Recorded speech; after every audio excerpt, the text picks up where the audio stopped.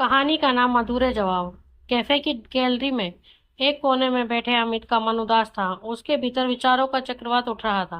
वह खुद की बनाई कैद से आजाद होना चाहता था। इसी कैद से मुक्ति के लिए वह किसी का इंतजार कर रहा था। मगर क्या हो यह थी जिसका अमित इंतजार कर रहा था, वह आए ही ना। उसने वादा तो किया था वह आएगी। वे वादे तोड़ती नहीं है। 3 साल पहले अंकिता और अमित एक ही इंजीनियरिंग कॉलेज में पढ़ते थे। अंकिता भी अमित के साथ मैकेनिकल इंजीनियरिंग की पढ़ाई कर रही थी। और ये बात असाधारण ना होकर भी असाधारण इसलिए थी क्योंकि वह उस बैच में इकलौती लड़की थी। हालांकि अमित और अंकिता की आपस में कभी हाय हेलो से ज्यादा बात नहीं हुई थी, लेकिन अमित बात बढ़ाना चाहता था, बस कभी हिम्मत नहीं कर पाया। एक दिन किसी कार्यक्रम में ऑडिटोरियम में संयोगवश दोनों आसपास वाली चेयर पर बैठे, मानो कोई षड्यंत्र हो प्रकृति का, जो दोनों की उस मुलाकात को यादगार बनाने में लगी हो। दोनों ने आपस में कुछ देर बात की, थोड़ी क्लास के बारे में तो थोड़ी कॉलेज और कॉलेज के लोगों के बारे में। फिर दोनों की मुलाकात सामान्य रूप से होने लगी थी। दोनों के बीच अच्छी दोस्ती हो गई थी। मगर फिर भी अंकिता की अपनी पढ़ाई को लेकर हमेशा चिंतित रहने और सिलेबस कंप्लीट करने के लिए हमेशा किताबों में घुसे रहने के चलते अमित को उससे मिलने के लिए समय निकालने या परिस्थितियां तैयार करने में ज्यादा मेहनत करनी पड़ती थी। पर वह उससे थोड़ी बहुत बात करके खुश था। दोस्ती होने वक्त नारी सौंदर्य के प्रखर तेज पर अमित की दृष्टि ने भले गौर न किया हो, पर अब अंकिता का सौंदर्य उसे दिखने लगा था। कैसे सुंदर सुंदर बड़ी बड़ी आंखें, काले घुंघराले बाल और दिल लुभाती मुस्कान थी उसकी। वह उस पर मोहित होने लगा था। शुरुआत में अंकिता की तारीफ करने में अमित को हिचक होती थी। उसे तारीफ करना ही नहीं आता था। मगर एक दिन बातों के दौरान उसे पता चला कि अंकिता खुद को सुंदर नहीं मानती है। तब उसे अंकिता की तारीफ करने में कोई हिचक डर नहीं रह गया। अंकिता अक्सर बिजी रहती, कभी किताबों में तो कभी लैब में बड़ी मशीनों में। हर समय कहीं ना कहीं उलझी रहती थी। कभी कभी तो उसे उसके व्यवहार में ऐसी नजरअंदाजगी का भाव दिखता था कि अमित मानी सा महसूस करने लगता था। वे बातें भी ज्यादा नहीं करती थी, केवल सवालों के जवाब देती थी। अपनी पढ़ाई के प्रति अंकिता की निष्ठा, समर्पण और प्रतिबद्धता देखकर अमित को उस पर गर्व होता था। पर वह यह भी चाहता था कि इस तकनीकी दुनिया से थोड़ा सा अवकाश लेकर प्रेम और सौहार्द के झरोकों में वह सुस्ता ले, तो दुनिया उसके लिए और सुंदर हो जाए। बहुत कम ऐसे मौके आए जब अमित और अंकिता में स्त्री चंचलता दिखी हो। वह स्त्री सुलभ, सब बातों इतलाने इतराने से कोसों दूर रहा करती थी। अंकिता कहती थी उसे मोह प्रेम या आकर्षण जैसी बातों में कोई दिलचस्पी नहीं है, उसे बस अपने काम से प्यार है। वह शादी भी नहीं करेगी। अचानक ही अमित अपनी ख्यालों से की दुनिया से बाहर निकला, अपने आप में खोया। अमित इस बार पर गौर नहीं कर पा रहा था कि आसपास ग्राहकों और बातचीतों का शोर कैफे में अब कम हो गया है। अमित ने घड़ी की ओर नजर घुमाई तो देखा उसके आने का समय तो कब का निकल चुका है, मगर वह नहीं आई। अमित अपनी कुर्सी से उठ कैफे की सीढ़ियां उतरकर नीचे जाने लगा। जैसे ही अमित दरवाजे की ओर तेज कदमों से बढ़ने लगा, उसकी नजर पास वाली टेबल पर पड़ी। सामने एक कपल बैठा था। इस कपल की हंसी ठिठोलियां अमित ने ऊपर गैलरी से भी देखी थी, लेकिन चेहरा नहीं देख पाया था। उस लड़का लड़की एक दूसरे के काफी करीब बैठे थे। दोनों में से कोई कुछ भी नहीं बोल रहा था। अमित ये नजारा देख स्तब्ध रह गया। उसे काटो तो खून नहीं, जैसे उसके मस्तिष्क ने शून्य ओढ़ लिया हो। उसे ध्यान ही नहीं रहा कब वह पास वाली अलमारी से टकरा गया और उसके करीने से सजे कुछ बेशकीमती कांच के मर्तबान टूटकर बिखर गए। इस जोर की आवाज से वह कपल चौंक गया। वह लड़की जो उस लड़के के साथ थी कोई और नहीं बल्कि अंकिता ही थी। अंकिता ने अमित को देखा तो अचानक सकते में आ गई, एकदम खड़ी हो गई। इसे अमित के यहाँ आने होने की बिल्कुल उम्मीद नहीं थी।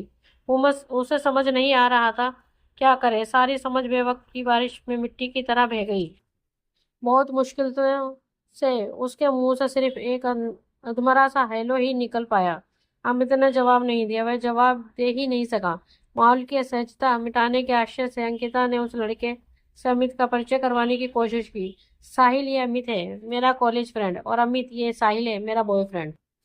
उसने अंतिम शब्द इतनी धीमी आवाज में कहा कि सोए उसके कान अपनी श्रवण क्षमता पर शंका करने लगे। अमित ने गुस्से भरी आंखें अंकिता से फेर ली और तेजी से दरवाजे से बाहर निकल गया। अंकिता को कुछ समझ नहीं आया। उसने भौचक्के से बैठे साहिल को देखा, फिर उस दरवाजे से निकलते अमित को देखा और अगले ही पल साहिल से बिना कुछ बोले दरवाजे की ओर दौड़ गई। बाहर आकर अमित को आवाज लगाई। अमित ना चाहकर भी पता नहीं क्यों रुक गया। आधी रात को शहर की सुनसान सड़क पर हो रहे इस तमाशे के साक्षी सितारे थे। अमित पीछे मुड़ा और अंकिता के बोलने से पहले उस पर बरस पड़ा। मैंने हर पल तुम्हारी खोजना चाहिए अंकिता।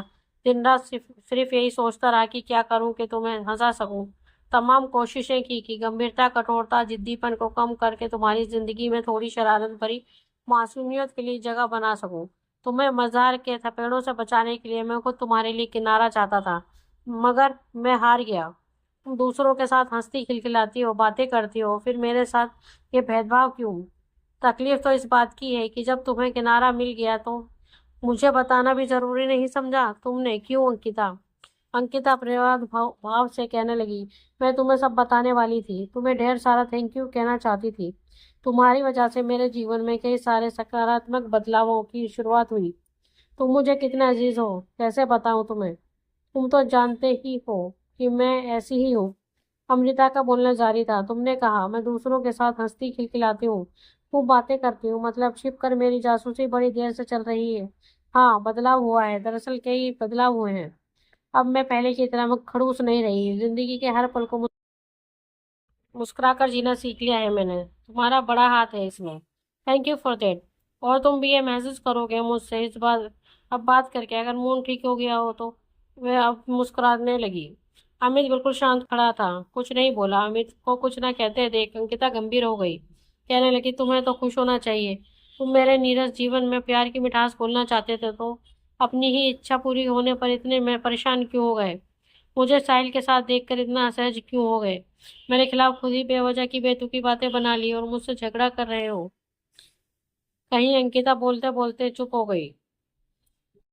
इतना सुनकर भी अमित चुप ही रहा। अंकिता ने अमित को चुप देखकर एक लंबी सांस लेते हुए कहा, तुमने बहुत देर कर दी अमित। यह सुनकर उसके चेहरे पूरे शरीर में सिहरन दौड़ गई। हृदय अब अजीब परंतु परिपूर्ण आनंद से भर गया। उसका मस्तिष्क सारे विपरीत ख्यालों की सफाई कर बिल्कुल हल्का हो गया। तुमने बहुत देर कर दी अमित। इस बात से अब वह उम्मीद टूट चुकी थी जिसे उसने अब कब से बांधे रखा था। लेकिन जो अंकिता ने कहा वह सच भी तो था। वह ना कभी कुछ साफ साफ बोल पाया, ना वह समझ पाई। और अब जब उसे जो चाहिए था मिल ही गया है, तो वह क्यों उसकी खुशी में आड़े आए? अमित ने मुस्कुराते हुए कहा, कम से कम मुझसे समय पर मिलने आ जाती। यह सुनकर अंकिता हंसने लगी और बोली, बुद्धू, हम कल मिलने वाले थे, आज नहीं। अमित ने जल्दी से अंकिता का मैसेज देखा और खुद ही जोर जोर से हंसने लगा। एक झटके में सब कुछ साफ हो गया और रह गया दोस्ती का विस्तृत खूबसूरत मैदान। अंकिता को वह जितना समझता था वह उतनी ही संपूर्ण और सुंदर है उसके लिए। उसे आवाज शाम से लेकर अब तक की सारी नादानियों और बेवकूफियों भरे विचारों पर हंसी आने लगी। उतावलापन देखिए, वे एक दिन पहले ही उस रेस्टोरेंट में पहुंच गया था, जबकि उनका मिलना अगले दिन के लिए तय था। अमित ने कुछ मिनट और फिर मुस्कुराकर कहा, जानबूझकर मैं एक दिन पहले आया था माहौल जानने के लिए अंकिता, यू डिजर्व बेटर। दोस्तों, आपको हमारी ये कहानी कैसी लगी प्लीज कमेंट में हमें जरूर बताएं। अगर कहानी आपके दिल को छुए तो अपने दोस्तों के साथ शेयर करें और हमारे चैनल को लाइक एंड सब्सक्राइब करना ना भूलें। धन्यवाद।